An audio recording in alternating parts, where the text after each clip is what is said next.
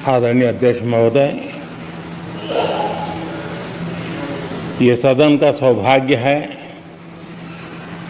कि आप दूसरी बार इस आसन पर विराजमान हो रहे हैं।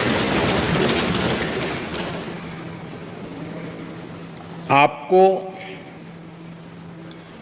और इस पूरे सदन को मेरी तरफ से मैं बहुत बहुत बधाई देता हूं।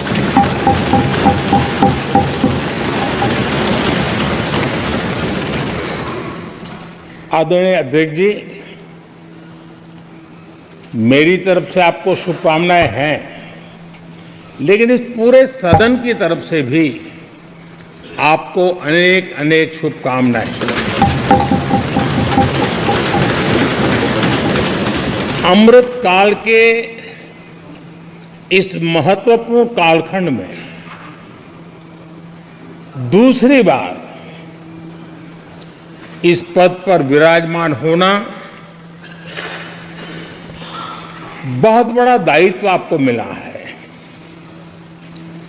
और आपका 5 वर्ष का अनुभव और आपके साथ हम लोगों का 5 साल का अनुभव, हम सबका विश्वास है कि आप आने वाले 5 साल हम सबका मार्गदर्शन भी करेंगे और देश की आशा अपेक्षाएं पूर्ण करने के लिए ये सदन अपना दायित्व निभाने में आपकी बहुत बड़ी भूमिका रहेगी।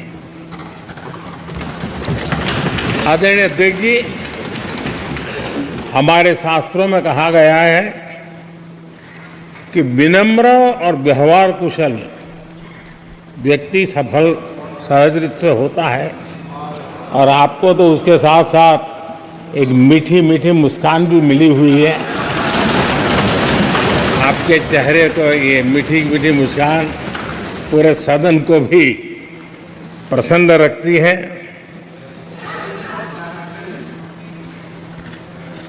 मुझे विश्वास है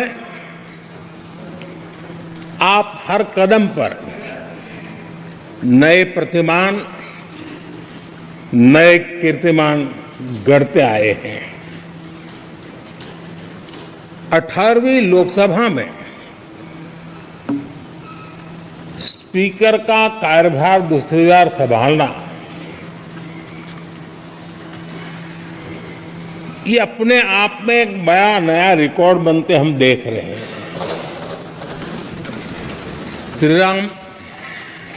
श्री बलराम जाखड़ जी वो पहले ऐसे अध्यक्ष थे जिन्होंने 5 साल कार्यकाल पूरा करके फिर दोबारा उनको स्पीकर बनने का अवसर मिला था। उसके बाद आप हैं जिन्हें 5 साल पूर्ण करने के बाद दोबारा इस पद पर आसीन होने का अवसर मिला। गत 20 साल का एक ऐसा कालखंड रहा है कि ज्यादातर स्पीकर या तो उसके बाद चुनाव नहीं लड़े हैं या तो जीत करके नहीं आए हैं। आप समझ सकते हैं कि स्पीकर का काम कितना कठिन है कि उसके लिए दोबारा जीतना मुश्किल हो जाता है, लेकिन आप जीत करके आए हैं, इसके लिए एक नया इतिहास आपने गढ़ा। आदरणीय अध्यक्ष जी, इस सदन में ज्यादातर हमारे सभी माननीय सांसद आपसे परिचित हैं, आपके जीवन से भी परिचित है और पिछली बार मैंने इस सदन में आपके संबंध में काफी कुछ बातें रखी भी थी और मैं आज उसको दोहराना नहीं चाहता हूं, लेकिन मैं एक सांसद के रूप में और हम सभी सांसद के रूप में आप जिस प्रकार से एक सांसद के नाते काम करते हैं, ये भी जानने योग्य है और बहुत कुछ सीखने योग्य है। मुझे विश्वास है कि आपकी कार्यशैली एज ए सांसद भी, हमारे जो फर्स्ट टाइमर सांसद हैं, हमारे युवा सांसद हैं, उनको जरूर प्रेरणा देगी। आपने अपने कार्यक्षेत्र में, संसदीय क्षेत्र में स्वस्थ मां और स्वस्थ शिशु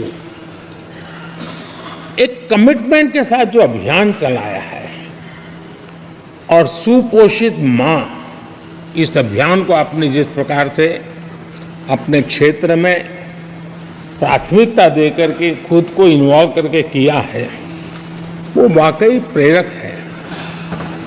आपने कोटा के ग्रामीण क्षेत्रों में हॉस्पिटल ऑन व्हील्स, ये भी एक मानव सेवा का उत्तम काम, जो राजनीतिक कामों के सिवाय करने वाले कामों में आपने चुना है, वो भी अपने आप में गांव-गांव लोगों को स्वास्थ्य सेवाएं पहुंचाने में मदद कर रहा है। आप नियमित रूप से गरीबों को कपड़े, कंबल, मौसम के अनुसार छाता की जरूरत है छाता, जूते, ऐसी अनेक सुविधाएं समाज के आखिरी तबके के जो लोग हैं उनको खोज करके पहुंचाते हैं। खेलों में प्रोत्साहन देना आपके क्षेत्र के युवकों में, ये आपने एक प्राथमिकता के रूप से काम उठाया है। आपके पिछले कार्यकाल में 17वीं लोकसभा में मैं कहता हूं कि संसदीय इतिहास का वो स्वर्णिम कालखंड रहा है। आपकी अध्यक्षता में संसद में जो ऐतिहासिक निर्णय हुए हैं, आपकी अध्यक्षता में सदन के माध्यम से जो सुधार हुए हैं, ये अपने आप में एक सदन की भी और आपकी भी विरासत है। और भविष्य में 70वीं लोकसभा के संबंध में जब विश्लेषण होंगे, उसके विषय में लिखा जाएगा,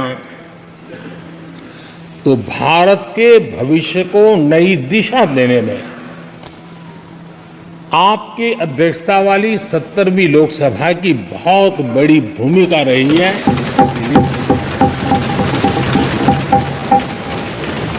आदरणीय अध्यक्ष जी, 17वीं लोकसभा में नारी शक्ति वंदन अधिनियम 2023,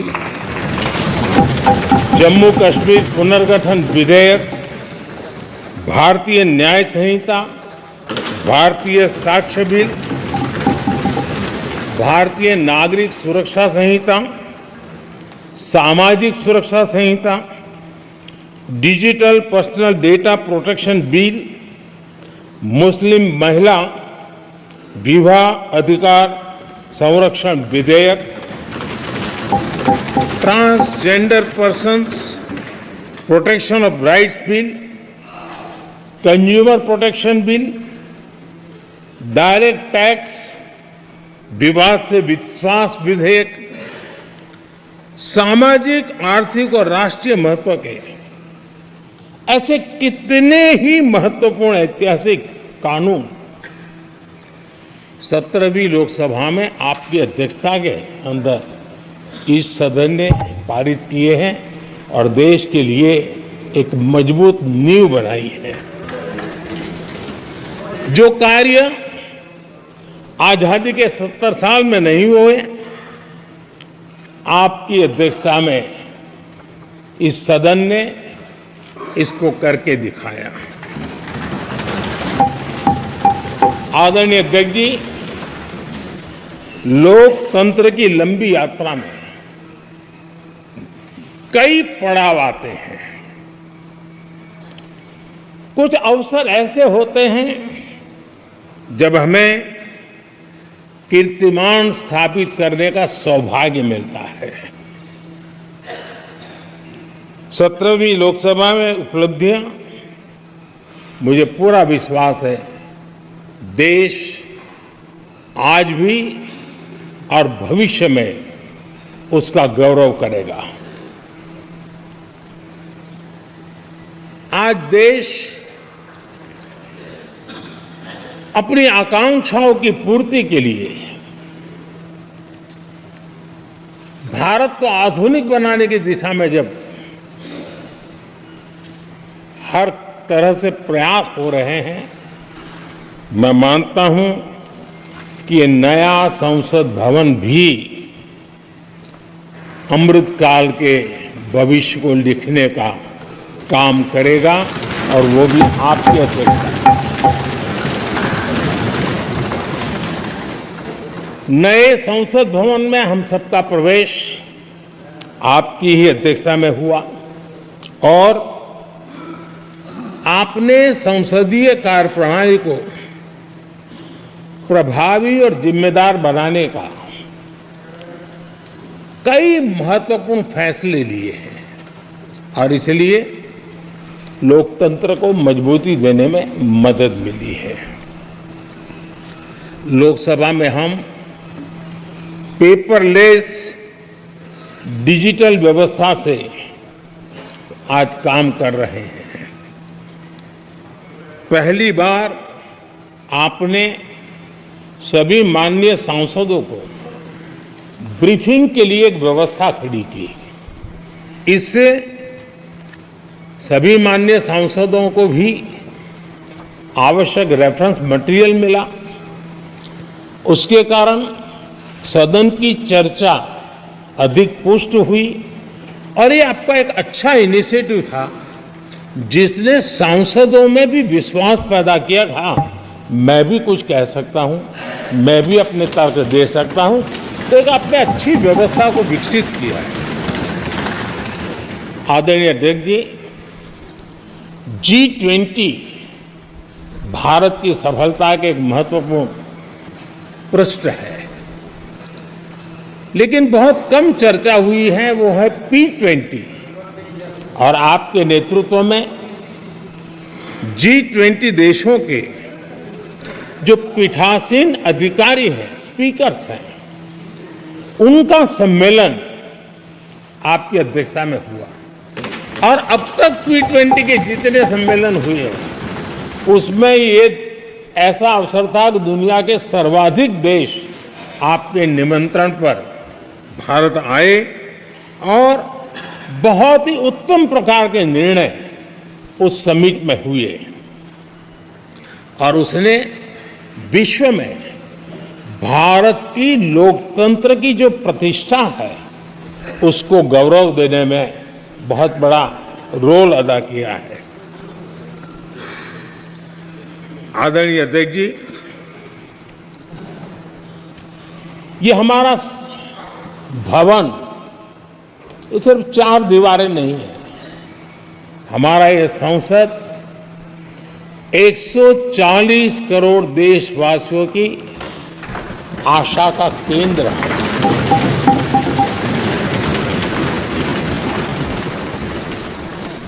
संसद की कार्यवाही,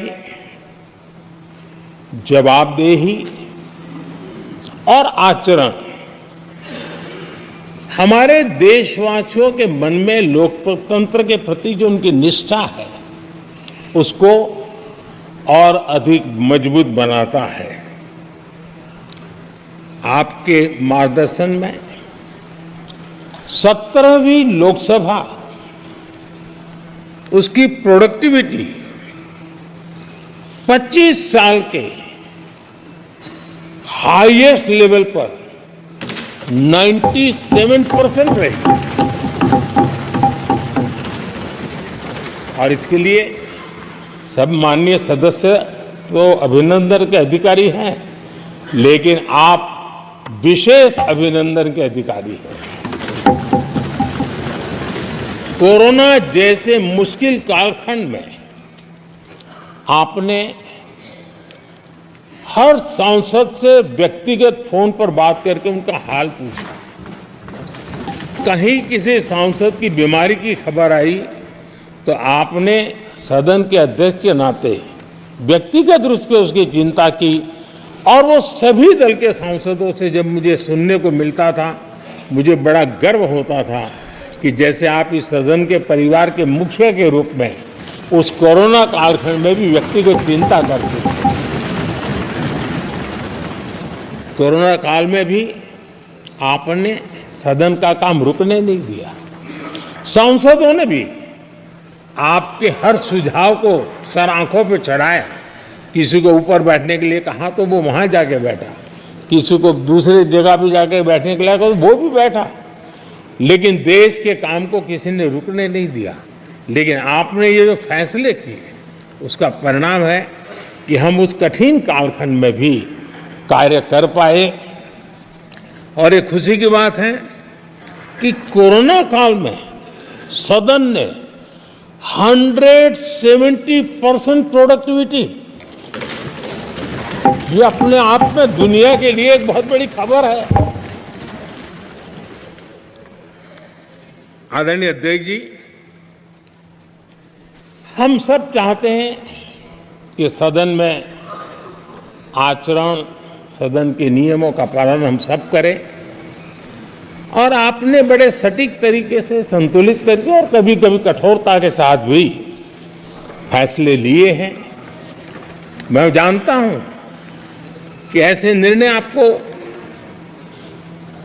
पीड़ा भी देते हैं, लेकिन सदन की गरिमा और व्यक्तिगत पीड़ा के में आपने सदन की गरिमा को पसंद किया और सदन की परंपरा को बनाने का प्रयास किया। ये साहसपूर्ण काम के लिए भी आदरणीय अध्यक्ष जी, आप अभिनंदन के अधिकारी हैं। मुझे विश्वास है आदरणीय अध्यक्ष जी, आप तो सफल होने ही वाले हैं, लेकिन आपकी अध्यक्षता में ये 18वीं लोकसभा भी बहुत सफलतापूर्वक देश के नागरिकों के सपनों को पूर्ण करेगी। मैं फिर एक बार आपको इस महत्वपूर्ण दायित्व के लिए और देश को विकास की नई ऊंचाइयों पर ले जाने वाले इस सदन की अध्यक्षता के लिए हृदय से बहुत बहुत शुभकामनाएं देता हूं, बहुत बहुत बधाई देता हूं।